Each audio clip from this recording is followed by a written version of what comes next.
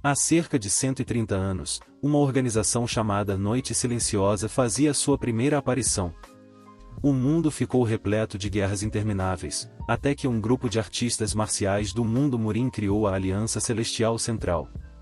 A aliança decidiu fundar uma seita para combater a Noite Silenciosa, chamada de Seita Celestial do Norte, escolhendo Bukjin Agao como seu primeiro líder. Junto da Aliança Celestial, que prometeu ajudar, a seita foi crescendo e se fortalecendo, atraindo diversos artistas marciais que decidiram se estabelecer nela. Assim, conseguiram retardar o avanço da Noite Silenciosa. Jin Kanro, o homem conhecido como a Muralha do Norte e líder da quarta geração da seita, junto dos pilares da seita, os chamados Céus do Norte, estava diante de um exército gigantesco, prestes a se chocar contra ele. Juntos, eles saltaram na direção do inimigo. Um homem grande e forte desferiu um soco poderoso, derrubando diversas pessoas. Esse homem era Joseon Vo, um dos pilares da Seita do Norte, conhecido como Punho Demoníaco. Outro guerreiro girava sua lança no ar e, ao cravá-la no chão, causava uma onda de choque devastadora. Esse era Kyun Musaen, a Tempestade Violenta. Um terceiro sacava sua espada e, com um único golpe, cortava vários inimigos ao mesmo tempo. Ele era Yoncheonva, a Lâmina Fantasma Amaldiçoada. Outro guerreiro, empunhando um chicote, saltava em meio aos inimigos, girando sua arma e exterminando vários de uma só vez. Esse era Jaiou Shin, o governante de sangue de ferro. Por fim, um homem se posicionava à frente do exército e, ao sacar sua espada, derrotava inúmeros inimigos. Logo em seguida, pisava com força no chão, erguendo uma enorme muralha de terra que lançava diversos inimigos pelos ares. Esse homem era Jin Kanro, a Muralha do Norte. Juntos, eles defendiam o norte contra a Noite Silenciosa. No entanto, em um dia destinado à batalha contra a Noite Silenciosa, todos eles desapareceram. Porém um dia a muralha caiu. Jin Kanro estava ajoelhado, coberto de sangue, diante de um amontoado de pessoas. No meio daquela multidão, destacavam-se 9 figuras, os 9 céus da Seita Celestial Central. A seita o acusava de traição. Jin Kan considerava essa acusação absurda, pois sempre viveu de maneira honesta. Um dos 9 céus afirmou que os 4 pilares da Seita do Norte testemunharam contra ele. Atônito, Jin Kan olhou para cada um de seus ex-companheiros, sem entender por que o haviam traído. Com um grito de fúria, fez o chão tremer com sua força. Ele declarou que obedeceria às exigências impostas e ordenou que a Seita do Norte se dissolvesse, orientando seus discípulos a procurarem um novo lar. Essa foi sua última ordem como líder da seita. Antes de partir, Jin Kan fez um último pedido, que deixassem seu filho em paz e não tocassem nele. Após um breve momento de hesitação, os 9 céus aceitaram o pedido. Jin Kan olhou para seu filho e, com um olhar de pesar, pediu-lhe perdão antes de cravar sua própria espada no peito. Com sua morte, a Seita do Norte foi oficialmente dissolvida. O único que restou foi seu filho. 3 anos depois, Jinmu, Prota, abriu os olhos e se viu amarrado a um tronco, cercado por várias pessoas que o observavam. Eles eram mercenários enviados pela Seita Celestial Central. O líder do grupo, um gordinho, estava irritado por ter passado 3 anos no deserto junto com o Prota. Ele o questionou sobre o paradeiro das técnicas da Seita do Norte. O Prota riu, e o líder se enfureceu, achando ousado ele rir naquela situação. No entanto, o Prota sabia que eles não podiam matá-lo por causa da promessa feita pelos 9 céus. Frustrado, um mercenário careca arrancou um de seus dedos com uma faca. Vemos uma carruagem andando no deserto, e um homem fala consigo mesmo que, devido ao fato de a Noite Silenciosa ter sumido, o mundo achou que eles tinham desaparecido de vez. A Aliança Celestial usou a desculpa de que a Noite Silenciosa tinha feito uma breve reaparição para justificar mercenários vigiando a área, mas, na verdade, eles estavam lá para vigiar Jinmu, o último e único descendente da Seita do Norte, que atualmente tem 16 anos. O último líder do grupo que vigiava Jinmu disse que o antigo líder da seita apenas deixou Jinmu ler livros simples, então ele não possui conhecimentos em artes marciais, e mesmo procurando bem, não acharam nada. A única coisa que o rapaz fazia era praticar a forja.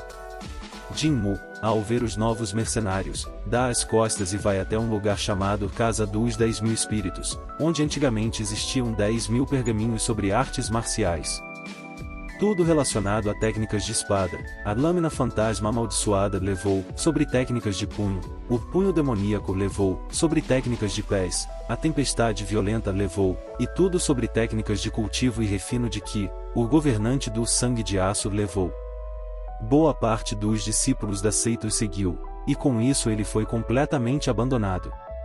No lado de fora da seita, não existia vida num raio de 10 quilômetros.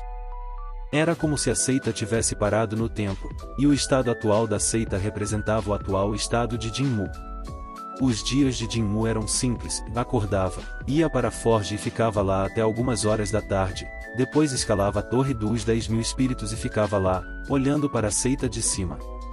Jinmu estava andando pela seita à noite, pensando, mas então os guardas, que deveriam estar fazendo a vigia, o pegaram e o jogaram naquela câmara de tortura, onde arregaçaram o dedo dele, kkk. Depois de todo aquele fuzuê em que o prota foi torturado, o vice-capitão oferece bandagens para o protagonista, único caba gente boa nessa bomba. O prota fica obviamente desconfiado, mas aceita.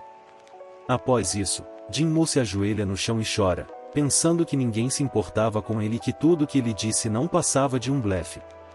No dia seguinte, Jinmu está subindo a torre dos 10.000 espíritos, pensando que realmente tudo foi levado, mas uma coisa não foi: o coração da seita, algo que nem mesmo os 4 céus do norte sabiam, porque o último pergaminho da seita celestial do norte é a própria seita. Meu Deus, que painel bonito!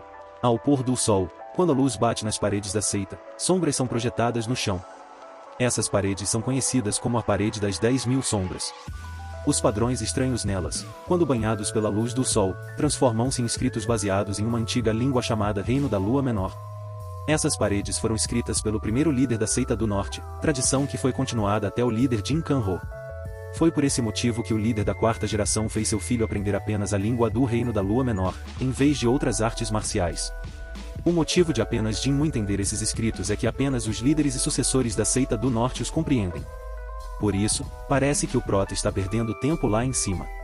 Ainda há um longo caminho para ele entender completamente a última parte da arte marcial, e, por isso, ele precisa continuar sem chamar muita atenção enquanto está sendo vigiado pela Aliança Central. Enquanto está no topo da torre, o prota nota uma movimentação no deserto abaixo. Ele vai ao encontro da movimentação, que se revela ser Van Sheol, um antigo guerreiro da seita do norte. Van era o mais leal, mas também o mais fraco, pois sabia apenas autodefesa. Depois do fim da seita, ele trabalhou como vendedor errante, sempre tentando trazer suprimentos para o prota. Enquanto todas as outras seitas o rejeitaram, a única que o aceitou foi a do norte, com o próprio líder da seita lhe ensinando ao menos o básico para que pudesse se defender. Essa gentileza, Van jamais esqueceu, sempre tentando ajudar o prota e sendo muito gentil com ele. Van pergunta sobre o machucado na mão do prota e, como sempre, mostra-se muito atencioso. Além disso, ele traz tudo o que pode. Jinmu questiona sobre uma enorme pedra na carroça, e Van explica que a conseguiu no sul. Segundo ele, era uma pedra que caiu do céu e era adorada por uma tribo que foi massacrada e já não existe mais. Jinmu fica assustado, e Van conta que a tribo lutou contra a seita do Punho Quebrado. Após trair a seita do norte, cada um dos 4 céus do norte criou sua própria seita. A espada fantasma amaldiçoada reuniu um grupo de elite de usuários de Ki da espada e se estabeleceu no oeste. A tempestade violenta formou um grupo chamado Nuvens Ondulantes, mas ainda não fez nenhum movimento. O governante do Sangue de Ferro, supostamente a maior força marcial, criou um castelo no norte e permaneceu lá. Por fim, o Punho Demoníaco, conhecido por sua natureza violenta, formou um grupo chamado Tropa do Punho Quebrado. Van diz que, desde que o prota decidiu forjar, trouxe muitos materiais para isso, e que essa pedra seria útil, pois ele poderia criar diversas coisas com um material sagrado. O prota aceita e pede para seu amigo entrar antes que pegue um resfriado. Um pouco mais longe, o vice-capitão dos mercenários observa a movimentação e conclui que não há nada demais ali, apenas a lealdade inabalável de Van à seita do norte ao prota.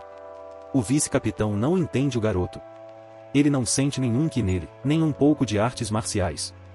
Para ele, o prota apenas desperdiça seu tempo na forja e apreciando a vista daquela torre. Ele reconhece que o garoto tem garra, mas sem nenhuma arte marcial, ele é apenas mais um abandonado pelo mundo Murim.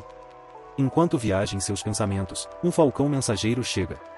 Logo em seguida, o líder dos mercenários aparece puto da cara por não ter sido contatado nenhuma vez. Agora, alguns convidados requisitados chegarão à seita. O líder continua irritado, pois considera aquele lugar um lixo. O líder gordinho manda o vice-capitão começar a reconstruir alguns estabelecimentos logo pela manhã para receber os convidados. Voltando ao Prota e Van, o Prota pergunta sobre como está o mundo. Van conta que um artista marcial famoso está sendo muito falado. Seu nome é Dandou Cheon, o terceiro filho de um dos 9 céus, conhecido por desafiar todo mundo para sair no soco. Ele acaba de vencer seu 93º desafio e nunca perdeu para ninguém. Todos chamam isso de o desafio dos 100 homens, e agora ele está se dirigindo para o norte. Depois de um bom papo, Van precisa partir, prometendo voltar depois do inverno para trazer mais suprimentos. Quando está voltando para seu quarto, o Prota encontra o vice-capitão, que lhe informa que alguns convidados estão vindo e vão usar algumas instalações. Para o Prota, tanto faz, já que tudo ali já está arregaçado mesmo. Após essa conversa, o Prota vai até a casa dos 10.000 espíritos e é surpreendido por alguém colocando uma faca em seu pescoço. A voz de uma mulher pergunta quem ele é e, logo depois, descobre que ele é o descendente da seita do norte. Antes de continuar seu questionamento, porém, ela desmaia. O Prota percebe que se trata de uma garota cheia de machucados e sangrando pra porra. Por enquanto é isso, rapaziada. Se quiserem a próxima parte, se inscrevam e deixem o like.